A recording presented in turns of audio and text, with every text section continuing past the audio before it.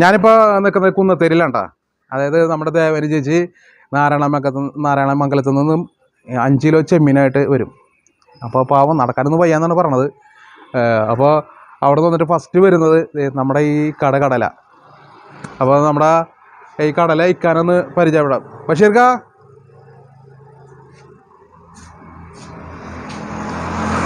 ദേവാനി ചേച്ചിനെ എനിക്കൊരു 5-8 കൊല്ലമായിട്ട് അറിയാം. പക്ഷെ ഞാനിപ്പോൾ ഈ കട തുടങ്ങിയിട്ടൊരു 2 കൊല്ലമായിട്ടുള്ളൂ. അപ്പോൾ തുടർച്ചയായിട്ട് ഇവിടെ വരും. ഇവിടെ വന്നിട്ട് ചായയും ഒരു കടിയൊക്കെ കഴിച്ച് കുറച്ച് വിശേഷങ്ങളൊക്കെ പറഞ്ഞിട്ടേ പോവുള്ളൂ. അപ്പോൾ അത് കണ്ണ് പൂർണ്ണമായിട്ടും ഇല്ല, ഒരു കണ്ണിന് ഒട്ടും കാഴ്ചയില്ല. ആ റോട്ടിൽ ആ വെള്ള ലൈൻ ഉണ്ടല്ലോ, ആ ലൈൻ നോക്കിയിട്ടാണ് ആൾ വരുന്നത്. അപ്പോൾ അന്ന് പുള്ളിക്കാരത്തി അത്യാവശ്യം ആരെങ്കിലുമൊക്കെ സ്ഥിരമായിട്ടുണ്ട്, അവരൊക്കെ വിളിക്കും. നല്ല ശബ്ദമാണ്, ആ ശബ്ദത്തിൽ വിളിക്കുമ്പോൾ തന്നെ കേൾക്കും. അതുപോലെ തന്നെ ആരെങ്കിലും കാണുമ്പോൾ കയറ്റി കൊണ്ടുപോയി കാലിയായിട്ട് പോകണമെങ്കിൽ നാരായണമംഗലത്തേക്ക് കൂട്ടിക്കൊണ്ടുപോവുകയും ചെയ്യും. വളരെ 2 ആൺമക്കളുണ്ടായി, 2ഉം മരിച്ചു. അങ്ങനെ കുറച്ച് കാര്യങ്ങളൊക്കെ പറയാറുണ്ട് ഇവിടെ. ഇപ്പോഴും വരുന്നുണ്ട്. ആഴ്ചയിൽ 2 പ്രാവശ്യം 3 പ്രാവശ്യമൊക്കെ ആയിട്ട് വരും. ചെമ്മീൻ കിട്ടുന്ന ദിവസമാണ് കൂടുതലും വരിക. പിന്നെ കക്കയിറച്ചി അങ്ങനെയുള്ള എന്തെങ്കിലും സാധനങ്ങളുണ്ടാവും. എല്ലാവർക്കും ഒരു സഹതാപം എന്ന് പറഞ്ഞിട്ട് കാര്യമില്ല. എല്ലാവർക്കും ഒരു വിഷമമാണ്, ഒരു വേദനയാണ്. മുമ്പ് ഇവിടങ്ങളിൽ ഭർത്താവായിട്ടൊക്കെ വന്ന് പണിയെടുത്തിട്ടുണ്ട് ഇവിടെ പല വീടുകളിലും, കൊയ്യാനും അങ്ങനെയുള്ള കാര്യങ്ങൾക്കൊക്കെ. അപ്പോൾ ഇതിങ്ങനെ ആയതിനു ശേഷം എന്നിട്ടും ആരെയും പറ്റിക്കാതെയും വഞ്ചിക്കാതെയും അധ്വാനിച്ച് ജീവിക്കുന്നു. ആകെ കിട്ടണ 20 ഉറുപ്പ്യ എങ്ങാണ്ടെന്ന് എനിക്ക് തോന്നുന്നു. പിന്നെ പലരും കാശ് കൊടുക്കാത്ത ആൾക്കാരുണ്ട് വാങ്ങിച്ചിട്ട്. പിന്നെ കൊടുക്കാമെന്ന് പറഞ്ഞാൽ വേഗം സമ്മതിക്കും. കാരണം ഇത് കെട്ടി വലിച്ച് 2ാമത് പോകണ്ടേ. ഒരു കയ്യിൽ ബക്കറ്റും മറ്റേ കയ്യിൽ സഞ്ചിയായിട്ടാണ് വരുന്നത്. പിന്നെ ഉണക്കച്ചെമ്മീൻ അങ്ങനെയുള്ള സാധനങ്ങളൊക്കെ ആയിട്ട് വരാറുണ്ട്. ഒരു കണ്ണ് തീരില്ല, ഒരു കണ്ണിന് ഇത്തിരി കാഴ്ചയുള്ളൂ.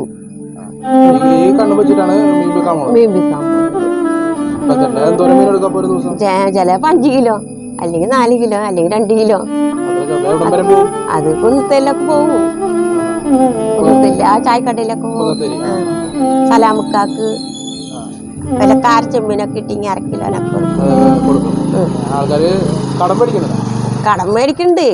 തരും, പറ്റിക്കില്ല. 10 രൂപ കാശ് കൂടുതൽ തരുള്ളൂ. മക്കള് എത്ര പേരാ? 2 പേരായിരുന്നു. 2 പേരും വെള്ളത്തിൽ ചാടി. ഒരെണ്ണം വെള്ളം തോടിറങ്ങി വരികയായിരുന്നു ഇതിലെ ഈ വശം. അവൻ അങ്ങനെ അടിയിൽ പോയി. പിറ്റേ ദിവസം കിട്ടിയത്. പിന്നെ അത് കഴിഞ്ഞ് അന്ന് തുടങ്ങി 2ാമത്തവൻ റെയിൽവേയിലൊക്കെ പോയിരുന്നാണ്. ഹോട്ടറായിട്ട്. എന്നിട്ട് പിന്നെ ഈ കൊറോണ അവസരത്തിൽ വെള്ളത്തിൽ ചാടി.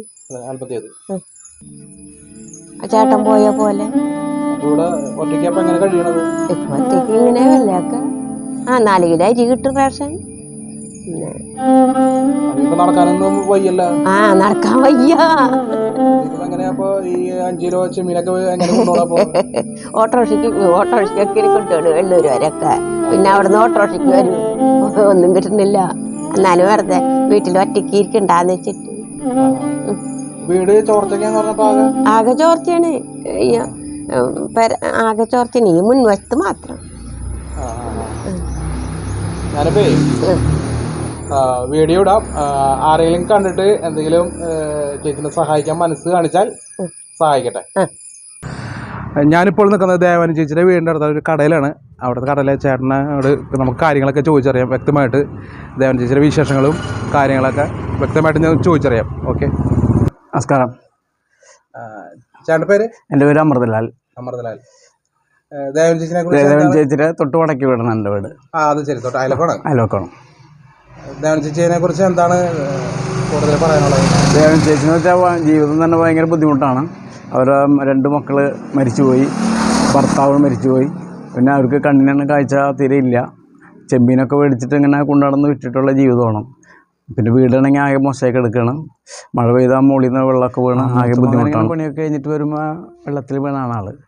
പിന്നെ 2ാമത്തെ മകൻ ആ ഷോക്ക് കൊണ്ട് ഒക്കെ കൂടി കഴിഞ്ഞിങ്ങനെ ആത്മഹത്യയാണ് ചെയ്തത്. അങ്ങനെ സംഭവം. വെട്ടം വെളിച്ച് ഇവിടെ മാത്രമേ ഉള്ളൂ.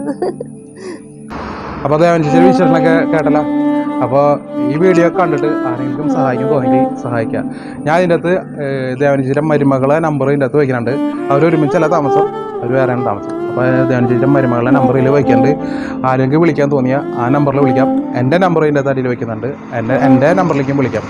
സഹായം ആർക്കും ചെയ്യാൻ ആഗ്രഹിക്കുന്നുണ്ടെങ്കിൽ എന്നെയോ ആ പെൺകുട്ടിയായി വിളിക്കുക. വിളിച്ച് നിങ്ങൾ കാര്യങ്ങൾ അന്വേഷിക്കുക. Okay, thank you.